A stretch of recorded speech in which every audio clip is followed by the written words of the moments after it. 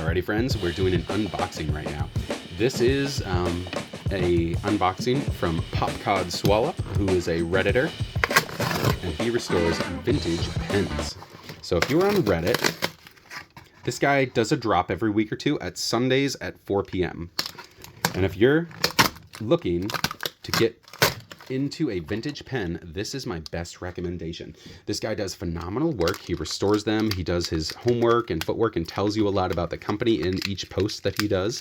But these things are awesome. As you can see, he protects it very, very well here. I actually got another one from him that had the original box and everything. Even though it had the original box with it, he still took the time to go ahead and put it in one of these to make sure there was no damage in the mail. So hold on a second.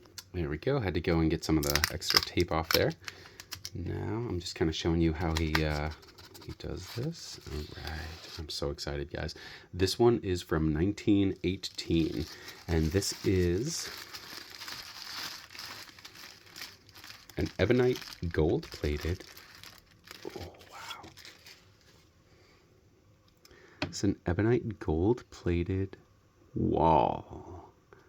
And this one was a Tempoint. So this still had the roller clip there. I'm going to zoom in so you guys can see this gorgeousness. So this one was a design from another company they just bought at the time. And that's why it's got that roller ball, which is a more sought after thing.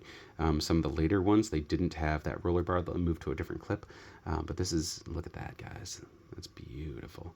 This one was gorgeous. And he's got pens at all different price points there. So that way you can get something at your price point.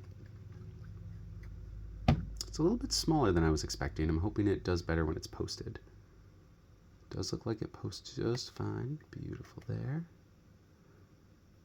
Oh, look at that. Oh, they did great work back then. Look at that. That lines up perfectly there. It was obviously meant to post because of how those lines align. And that's a nice pen. Now that I've posted it, that's a length I can do. This is the same size nib as my my other vintage, actually from Popcod Swallow, that same guy. This is a super flex as well. This one's even more flexible than the other one. Let's zoom in on that nib. And then I do see that LED flicker, so I'm going to go ahead and turn the other light off. Sorry about that, guys. There we go. Okay. All right, so this is a number 2 nib.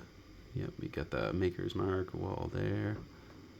Very cool. Oh, I can't wait to ink this thing up, guys. I have ink. I have waiting for this. Actually, I'll go ahead and show you. Gotta zoom out and grab some ink. This one I've been waiting to use with this Honey Burst. So I figured gold pen Honey Burst would be beautiful with this. All right, so this has been our unboxing. I hope you'll stick with us for the follow-up ink review and pen review eventually. And again, if you are getting into the vintage game, you don't know what you're getting if you're getting secondhand, obviously. If the thing's been around for 100 years, you don't know what condition it's in. So unless you're willing to actually spend the time and know what you're doing to restore it, it's best to go with someone who does know what they're doing.